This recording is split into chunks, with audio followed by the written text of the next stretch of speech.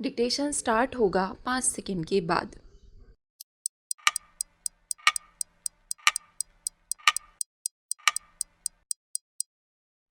महोदय, अब हमें आर्थिक चुनौतियों का डटकर मुकाबला करना है। हमें विकास की प्रक्रिया को अधिक तीव्र और व्यापक बनाना है ताकि भारत माता की कोई भी संतान भूखी ना रहे, बेघर ना रहे, बेरोजगार ना रहे, बेदवा ना रहे। हमें क्षेत्रीय और सामाजिक असंतुलनों को दूर करना है। हमें दलित, अनुसूचित जनजाति, पिछड़े वर्ग तथा अल्पसंख्यक बंधुओं को विकास की यात्रा में भागीदार बनाना है। इसलिए आइए हम सब मिलकर यह संकल्प करें कि इस दशक को हम विकास का दशक बनाएंगे। इस संकल्प को पूरा करने के लिए हमने निश्चय किया है कि हम अगले 10 वर्षों में भारत की प्रति व्यक्ति आय को दोगुना करेंगे। इस महत्वाकांक्षी संकल्प को साकार करने के लिए हमें अपनी अर्थव्यवस्था में अनेक महत्वपूर्ण सुधार लाने होंगे। साथ ही प्रशासन, न्यायपालिका, शिक्षा तथा अन्य क्षेत्रों में भी आवश्यक सुधार करने होंगे। सुधार समय की मांग है। उदाहरण के तौर पर पिछले 50 वर्षों में दुनिया भी बदली है और देश भी बदला है। विश्व भर में दूरगामी राजनीतिक और आर्थिक परिवर्तन हुए हैं। परिवर्तन की अनिवार्यता को प्रगति की दिशा में मोड़ने का ही अर्थ है सुधार। आर्थिक सुधार का अर्थ है सबके जीवन में सुधार। उदाहरण के तौर पर बिजली क्षेत्र में केंद्र और कई राज्यों द्वारा चलाए जाने वाले सुधारों से विद्युत बोर्डों का घाटा कम होगा, बिजली की चोरी रोकी जाएगी तथा उद्योग और रोजगार बढ़ाने के लिए पर्याप्त मात्रा में बिजली उपलब्ध की जा सकेगी। इसी तरह दूरसंचार के क्षेत्र में हम जो सुधार ला रहे हैं, इससे देश के सभी भागों में सस्ते से सस्ते दाम में टेलीफोन, मोबाइल फ़ोन तथा इंटरनेट की सुविधा उपलब्ध कराई जा सकेंगी।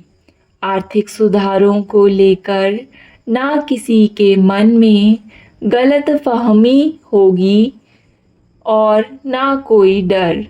मुझे याद है कि हरित क्रांति के समय में भी कुछ लोगों ने ऐसे ही डर व्यक्त किए थे, जो बाद में निराधार साबित हुए।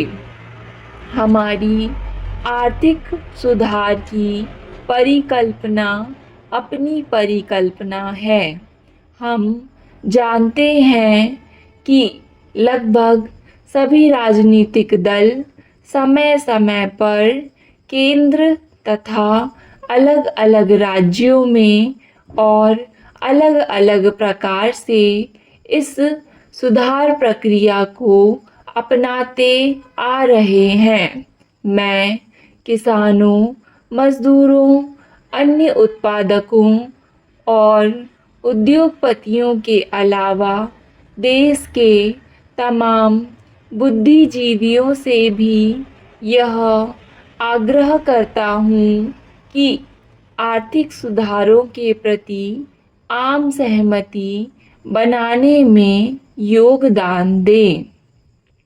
महोदय, इस संदर्भ में मैं देश के सभी केंद्रीय मजदूर संगठनों की विशेष रूप से सराहना करता हूँ। जब 3 दिन पहले मैं उनके नेताओं से मिला तो अत्यंत रचनात्मक वातावरण में हमारी बातचीत हुई।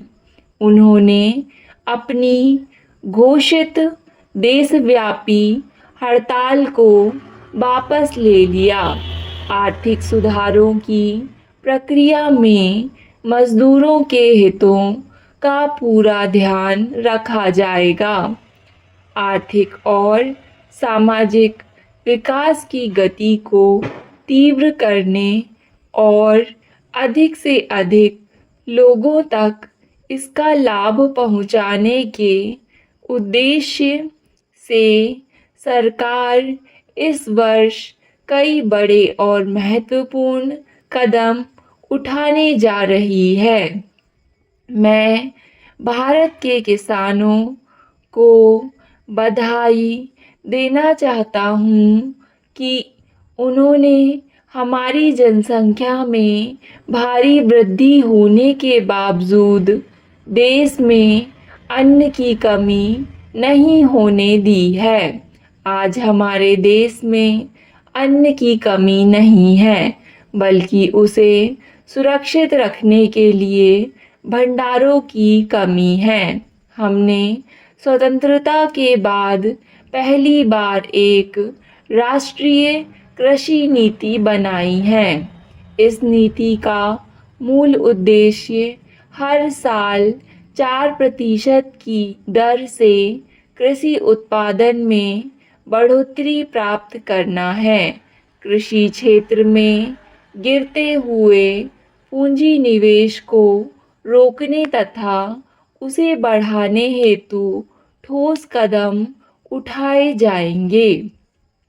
पहली बार केंद्र सरकार ने ग्रामीण सड़कें बनाने का एक सुनिश्चित और समयबद्ध कार्यक्रम तैयार किया है।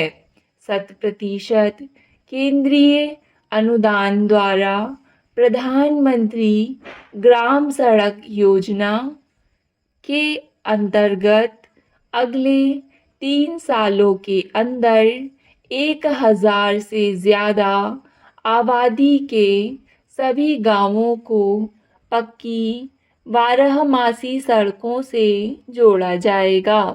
इसी तरह अगले 7 सालों में 500 से ज़्यादा आबादी के सभी गांवों को पक्की 12मासी सड़कों से जोड़ा जाएगा। इस परियोजना में केंद्र सरकार पहले वर्ष के लिए 5000 करोड़ रुपए का प्रावधान करेगी। इसका शुभारंभ गांधी जयंती के अवसर पर किया जाएगा। राष्ट्रीय राजमार्ग विकास परियोजना एक महत्वाकांक्षी कदम है। दिल्ली, मुंबई, कोलकाता, चेन्नई को जोड़ने वाले महामार्गों का सन 2003 से पहले एक चतुर्भुज सा दृश्य देखने को मिलेगा। इसको पूर्व पश्चिम तथा उत्तर दक्षिण के महामार्ग से जोड़ने का काम सन 2007 तक संपन्न हो जाएगा। खादी, ग्रामोद्योग, कुटीर उद्योग और छोटे उद्योग भारतीय अर्थव्यवस्था की रीढ़ है। हम चाहते हैं कि इन क्षेत्रों को भी आर्थिक सुधारों का लाभ मिले।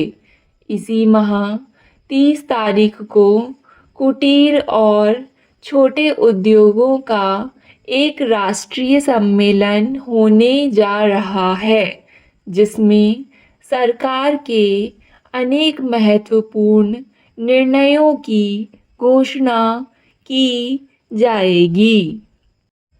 राजभाषा ने हिंदी को भी शुद्ध मान लिया। राजभाषा ने वर्तनी का सरलीकरण किया है। आधा माँ और आधा ना लिखने के स्थान पर इसने पहले वाले अक्षर पर बिंदु लगा देने को ही बेहतर मान लिया। यह सरलीकरण क्यों किया जा रहा है? उत्तर है, आपको अंग्रेजियत से मुक्ति दिलाने के लिए। हमें अपनी राजभाषा के प्रयोग की ओर धीरे धीरे अभी से मजबूत कदम बढ़ाना प्रारंभ कर देना चाहिए। कहीं ऐसा ना हो कि विदेशी कंपनियां हमें हिंदी पढ़ाएं। भारत की विपुल जनसंख्या को दृष्टि में रखते हुए विदेशी कंपनियां अब अपना निजी साहित्य हिंदी में अनुदित करवाकर बांटने लगी है।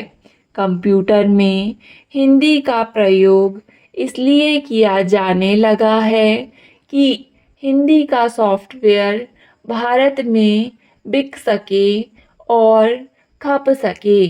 पता नहीं हम अंग्रेजी सीखकर कहाँ जाना चाहते हैं, जबकि विदेशी हिंदी सीखकर यहाँ आना चाहते हैं।